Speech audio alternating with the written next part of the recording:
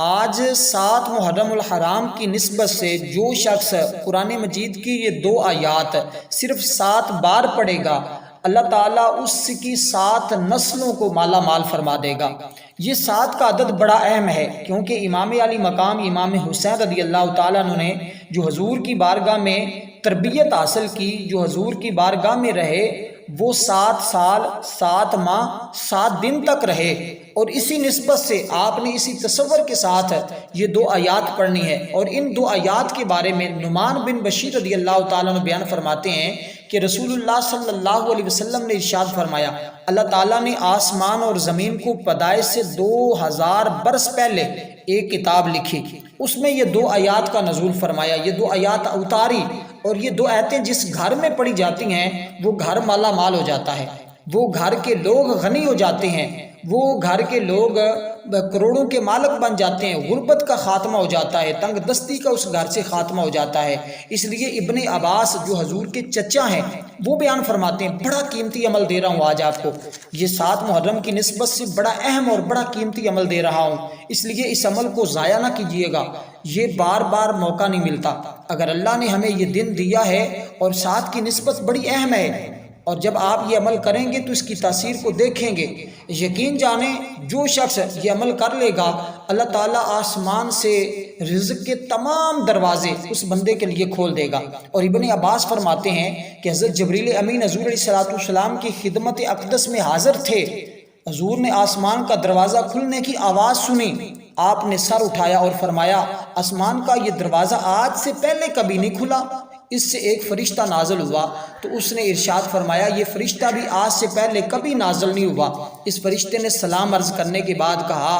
آپ کو ان 2 نوروں کی بشارت ہو جو آپ سے پہلے کسی نبی کو نہیں دیے گئے، اور وہ کیا ہے اس کی میں مکمل وضاحت آپ کو بتاتا ہوں۔ سب سے پہلے یہ سمجھ لیں کہ امام حسین کے بارے میں جو میں نے بات کی کہ 7 سال 7 ماہ 7 دن تک حضور کی تربیت میں رہے، اور پھر کیسی تربیت حضور کی بارگاہ سے ملی، نہایت قیمتی عمل دے رہا ہوں، اور اس کو مکمل سنیں گے، سمجھیں گے، انشاءاللہ لطف بھی آئے گا اور آپ کی 7 نسلیں بھی آباد ہو جائیں گی۔ تو دوستو 7 سال تک حضور کی بارگاہ میں رہے، اور آقا علیہ السلام کی شفقت اور مہربانی کا عالم یہ تھا کہ ایسی تصویر بنا دی امام حسین کو، ایسا مقام دے دیا کہ ایک دن آپ کی تربیت سنیے اور اپنے بچوں کی یہ تربیت کیجیے گا۔ اور ایک دن آپ کے ہاں چند معزز مہمانوں کی دعوت تھی، ایک غلام نے کھانے کا قیمتی برتن لاپرواہی میں توڑ دیا، تو آپ نے اس کی طرف غصے سے دیکھا، وہ غلام قرآن کریم کا عالم تھا، قرآن کا جاننے والا تھا، اس نے فوراً یہ آیت پڑھی، والکاظمین الغیظ، مومن غصے کو پی جانے والے ہیں۔ یہ سن کر امام حسین نے فرمایا، کظمت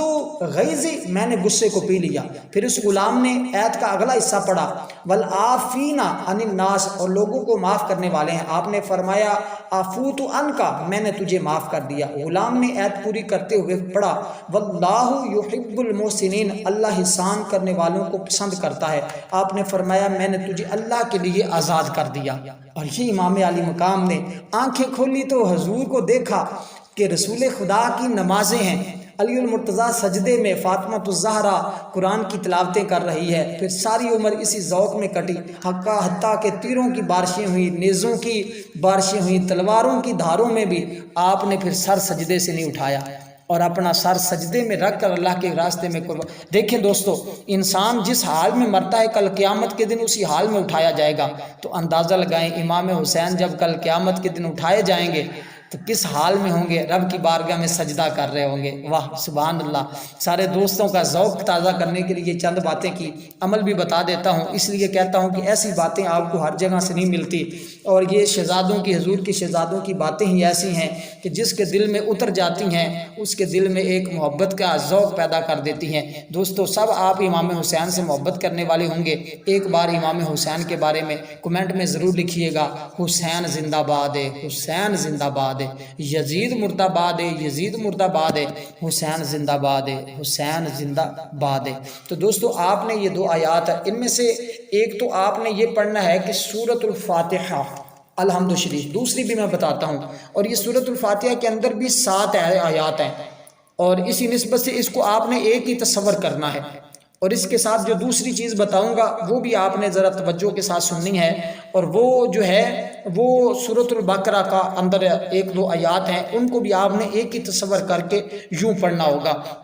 تو سب سے پہلے آپ نے 7 مرتبہ، 7 کی نسبت کو آپ نے نہیں چھوڑنا، 7 مرتبہ آپ نے درود پاک پڑھنا ہے۔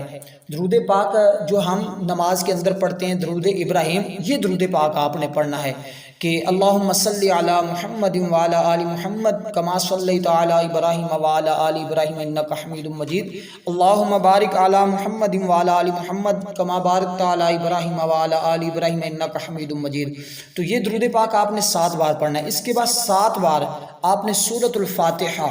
جس کو سورۃ الفاتحہ کے مختلف نام بھی ہیں، اس کو کافیہ بھی کہا جاتا ہے، شافیہ بھی کہا جاتا ہے۔ یہ شفا دینے والی صورت ہے، رزق دینے والی صورت ہے، عزت بخشنے والی، شہرت دینے والی یہ صورت ہے، اس لیے یہ صورت تقریباً ہر بندے کو یاد ہوتی ہے۔ تو 7 بار آپ نے یہ صورت پڑھنی ہے۔ اس کے بعد پھر آپ نے 7 بار ہی درود پاک پڑھنا ہے، اور اس کے بعد پھر آپ نے جب 7 مرتبہ درود پاک پڑھ لیا تو 7 بار درود پاک پڑھنے کے بعد اب دوبارہ آپ نے بسم اللہ الرحمن الرحیم یہ 7 بار پڑھنا ہے، اور جو آپ نے سورۃ فاتحہ پڑھنی اس کو بھی آپ نے بما بسم اللہ ہی پڑھنا ہے، یعنی کہ بسم اللہ الرحمن الرحیم الحمد للہ رب العالمین الرحمن الرحیم مالک یوم الدین ایاک نعبد و ایاک نستعین اہدنا الصراط المستقیم صراط الذین انعمت علیہم غیر المغضوب علیہم ولا الضالین آمین۔ تو یہ آپ نے آخر میں آمین بھی کہنا ہے، اور جو ترتیب شروع سے میں نے بتائی اسی طرح 7 بار پڑھیں گے، 7 بار آخر میں درود پاک پڑھیں گے، پھر اس کے بعد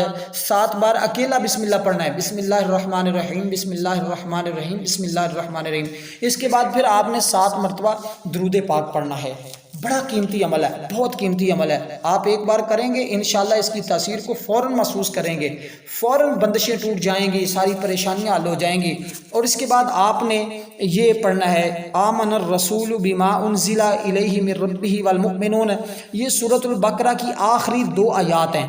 سورۃ البقرہ کی آخری 2 آیات ہیں، اس کو آپ نے 7 بار پڑھنا ہے، آخر میں پھر آپ نے 7 مرتبہ درود پاک پڑھنا ہے، اور اس کے بعد 7 بار ہی اپنے مقصد کی، اپنے حاجت کی، اپنی پریشانی کی دعا کرنی ہے، اس کا نام لینا ہے 7 بار۔ انشاءاللہ یہ 7ویں محرم کا صدقہ اللہ ہر مشکل کو آسان فرمائے گا۔ تو یہاں تک میں نے آپ کو عمل کی ترتیب اور طریقہ بتا دیا ہے، اور یہ طریقہ جو میں نے آپ کو بتایا ہے اس کو اگر سمجھ نہیں آئی کسی بات کی تو کمنٹ میں بھی پوچھ سکتے ہیں، ورنہ آپ اس ویڈیو کو دوبارہ بھی دیکھ سکتے ہیں، کوئی حرج نہیں ہے۔